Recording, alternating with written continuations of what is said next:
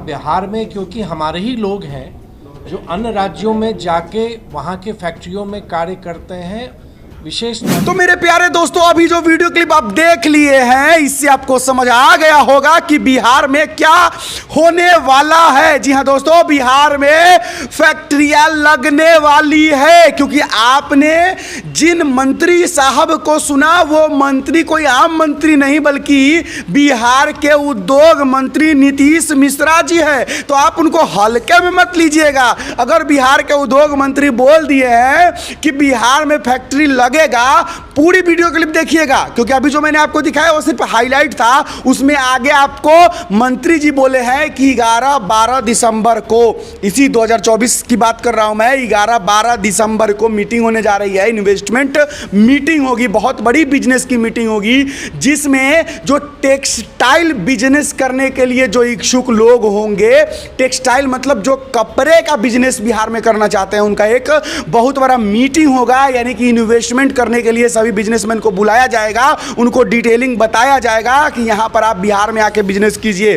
दोस्तों, बहुत बड़ी खुशखबरी है। आपको मैं बता दूं कि बिहार में इन दिनों काफी जोरों शोरों से जो है बिहार में फैक्ट्री खुले, इसकी चर्चाएं हो रही है। और ये चर्चा इसलिए हो रही है क्योंकि पिछली बार लोकसभा का जो चुनाव हुआ था उसमें बिहार से हमारे एनडीए गठबंधन को 39 सीट मिला था, लेकिन इस बार क्या हुआ कि बिहार से मात्र 30 सीट मिला है। तो कहीं ना कहीं मोदी जी को भी समझ में ये आ गया है कि बिहार के लोग नाराज है। और बिहार के लोग इसलिए नाराज है क्योंकि सही में बिहार को मोदी जी कुछ नहीं दिए हैं। चलिए, पूरी खबर क्या है हम आपको देते हैं, लेकिन उससे पहले हम आपको एक वीडियो क्लिप दिखाना चाहते हैं। सबसे पहले वो वीडियो क्लिप देख लीजिए।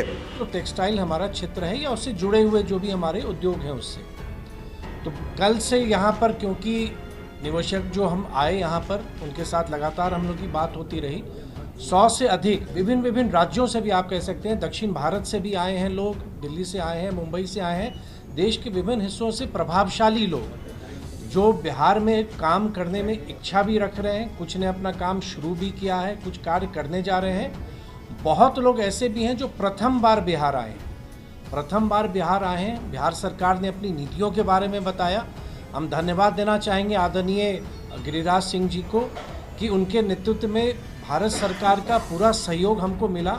भारत सरकार की सचिव भी आई हैं, वस्त्र मंत्रालय की एडिशनल सेक्रेटरी भी हैं और पूरी टीम उनकी। और यही नहीं, मैं आपको स्मरण दिला दूं कि आदरणीय गिरिराज जी के शपथ ग्रहण के मात्र 1 सप्ताह के अंदर ही, जब केंद्र में आदरणीय मोदी जी के नेतृत्व में नई सरकार बनी, 1 सप्ताह के अंदर ही आदरणीय गिरिराज जी के नेतृत्व में एक उच्च स्तरीय डेलीगेशन आया था। और हम लोग बिहार सरकार, हम लोग और भारत सरकार मिलके कि बिहार को हम लोग वस्त्र मंत्रालय या टेक्सटाइल सेक्टर में आगे कैसे बढ़ाएं, उस संदर्भ में पूरी कार्य योजना बनी थी। और उसी दिन ये तय हो गया था कि एक निवेशकों का कार्यक्रम हम यहाँ करेंगे। तो मुझको बहुत प्रसन्नता है कि सब यहाँ आए, सबकी इच्छा है बिहार में कार्य प्रारंभ करने की। हमने अपनी नीतियों के बारे में बताया और राज्य सरकार से हर सहयोग के प्रति उनको हमने आश्वस्त भी किया है कि आप बिहार आएँ और बिहार में उद्योग लगाएं और बिहार का अनुभव उनका बेहतर होगा। अब हम आग्रह करेंगे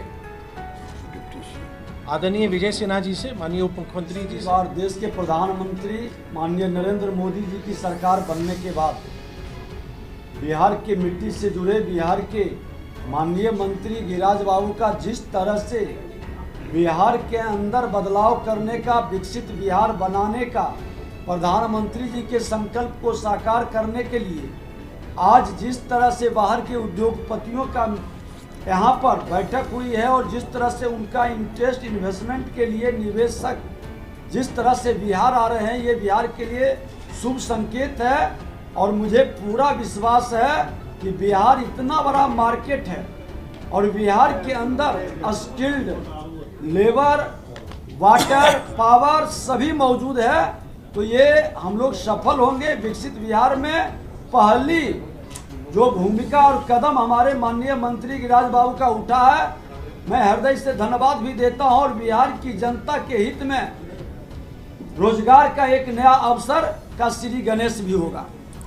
गए थे, पूरी टीम इनकी थी, पूरी टीम हमारी, तो वहां लगभग 10,000 लोग काम कर रहे हैं। बेतिया में सबसे पहले बेतिया ने शुरू की। बेतिया में सब कारीगर के कारण हुआ, बेतिया एक अच्छा क्लस्टर बन गया है। अब मैं बेगूसराय को तीसरे क्लस्टर के रूप में हम डेवलप करने जा रहे हैं और आग्रह किया है एक क्लस्टर को सैचुरेशन मोड में ले जाएंगे तभी दूसरे क्लस्टर को प्रमोट करें, क्योंकि इन्वेस्टर धीरे धीरे बिहार फ्रेंडली जब होगा तो फिर अन्य जिलों में भी जाने के लिए उत्सुक होंगे। और मैं इतना ही कहूँगा, इस माहौल को बनाने में आपकी एक सकारात्मक भूमिका हो, यही मैं, क्योंकि एक ऐसा सेक्टर है, गारमेंट के सेक्टर में 70% महिला काम करती है और बिहार में आजीविका में, जिसे दीदी लोग प्यार से कहते हैं, वो दीदी 1.5 करोड़ बिहार में है और 1.5 करोड़ दीदी इसका ग्रोथ इंजन बनेगी। और उसे जब जिलों के अंदर रोजगार मिलेंगे तो एक नई जागरण शुरू होगा। और जब 1.5 करोड़ की ताकत बढ़ेगी तो स्वाभाविक है कि बिहार के जीडीपी में एक उछाल आएगा।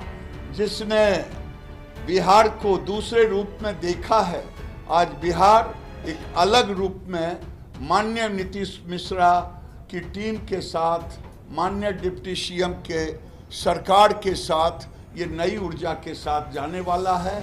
और मैं इसीलिए थोड़ा सा केवल देश की बात की, क्योंकि मैं तो भारत का प्रतिनिधि कर रहा हूँ, मैं भी प्रतिनिधित्व करने के लिए ही यहाँ आया।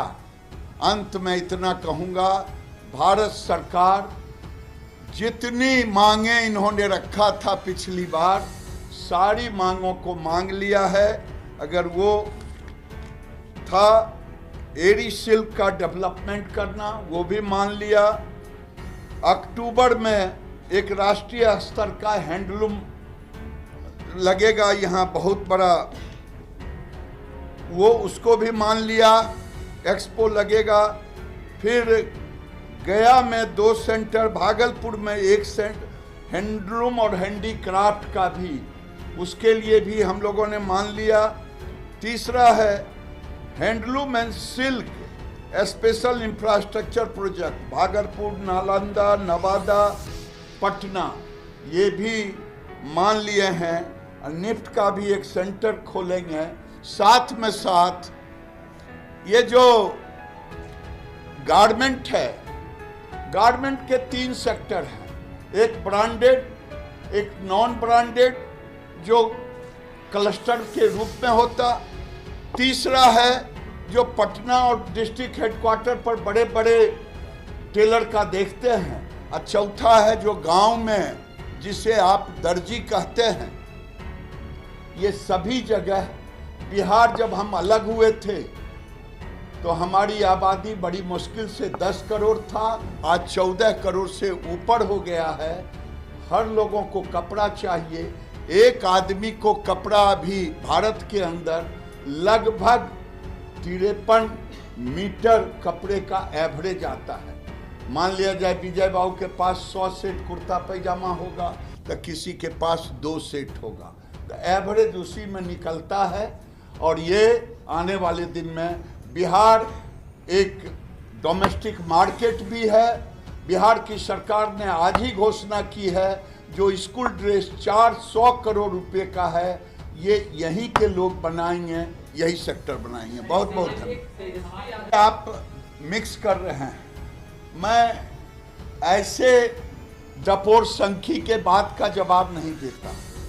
मैं कहता हूं वो आकर के विजय बाबू से बहस कर ले कि 5 विभाग उनके जिम्मे रहा, 5 विभाग में कितना रोजगार दिया, ये विजय बाबू ने पूछा है और इसका जवाब वो दे लें। डपोर संखी, माल महाराज का मिर्जा खेले होली, नीतीश कुमार ने रोजगार दिया और मैं ही हूं। एक झूठ को 100 बार बोल करके गोयबल्स की थ्योरी ना लाए। बिहार को विशेष राज्य का दर्जा कब तक मिलेगा सर? बिहार विकसित राज्य बनेगा इसमें कहीं दो मत नहीं है। भारत सरकार जैसे 1.25 लाख करोड़ का पैकेज दिया था, आने वाले दिन में हर सेक्टर में बिहार, आप सुन लीजिएगा कुछ दिन के बाद कि क्या मिल रहा है। तो दोस्तों वीडियो क्लिप अगर आप देख लिए हैं तो आपको समझ आ गया होगा कि जो नीतीश मिश्रा जी है, उद्योग मंत्री बिहार के, वो पूरा प्रयास कर रहे हैं कि बिहार के लोग बाहर जाकर काम न करके अपने बिहार में ही काम करें, और पूरा प्रयास कर रहे हैं। और साथ ही साथ जो एनडीए की सरकार है वो भी बिहार सरकार को मदद कर रही है। क्यों कर रही है तो मैंने आपको पहले ही बता दिया, क्योंकि बिहार से इस बार एनडीए को सीट नहीं मिला है। तो कहीं ना कहीं इससे मोदी जी को समझ आ गया है कि अब बिहारियों को मूर्ख नहीं बनाया जा सकता है, बिहारियों के लिए कुछ ना कुछ करना होगा, नहीं तो हो ना हो इस बार 30 सीट मिल गया है, कहीं ये हो 30 सीट अगला बार साफ ना हो जाए। अब रुकिए रुकिए रुकिए, एगो बिहार का अद्भुत पुल हम आपको दिखाना चाहते हैं, स्क्रीन पर आपको दिख रहा होगा। इस पुल को लेकर जो बिहार में मजाक चल रहा है, जरा देखिए इस पुल को सही में। ये जो पुल है, इस पुल को बनाने में लगभग 3 करोड़ रुपया खर्चा हुआ है। अब बताइए कि इस पुल का काम क्या है। ये बीच जो चौड़ होता है, जो बीच खेत होता है, उसमें 3 करोड़ का पुल ही बना दिया है। न इन्ने रोड है, न इन्ने रोड है। ये पुल बनाया कहला है, इसका कोई लापता आपता हम क्या बोले। आपको देखकर इस पुल को हंसी आ रहा है कि नहीं आ रहा है, कमेंट बॉक्स में जरूर लिखिएगा। और ये 3 करोड़ रुपया जो बर्बाद किया गया है, आखिर वो इंजीनियर का सोच के पुल बनाया है। चाहे वहाँ के जो पंचायत के मुखिया जी होंगे, चाहे उस विधानसभा क्षेत्र के जो विधायक साहब होंगे, आखिर किस उद्देश्य से ये पुल बनाए हैं, ये पता करना होगा हमको। चाहे हम फोन घुमाते हैं विधायक जी को, चाहे इंजीनियर साहब को, वही आपको बताएंगे। आपको क्या लगता है ये पुल किस लिए बनाया गया है? कमेंट बॉक्स खुला है, अपना राय विचार जरूर दे दीजिएगा। एक और बात, बांग्लादेश में जो हलचल चल रही है, बताया जा रहा है कि बांग्लादेश में इस्कॉन मंदिर को तोड़ा गया है, हिंदुओं को मारा जा रहा है, हिंदुओं के घर को जलाया जा रहा है। देखिए इस मैटर पर हम एक अलग वीडियो बनाएंगे। अगर आप चाहते हैं कि बांग्लादेश के मैटर पर हम एक वीडियो बनाएं तो कमेंट बॉक्स में ज़रूर लिखिएगा। अगर चाहते हैं कि नहीं बांग्लादेश को छोड़िए, खाली बिहार का बात कीजिए, तो चलिए अगला वीडियो हम खाली बिहार का ही बनाएंगे। तो ज़रूर कमेंट बॉक्स में लिख दीजिएगा कि बिहार की बात या फिर बांग्लादेश की भी बात, जो बोलिएगा वही होगा। बस आज के लिए इतना ही। मेरा नाम बिट्टू सिंह है, आप इस वीडियो को द बिट्टू सिंह पर देख रहे थे। बस इतना ही। जय श्री राम, हर हर महादेव, जय बिहार, जय हिंद।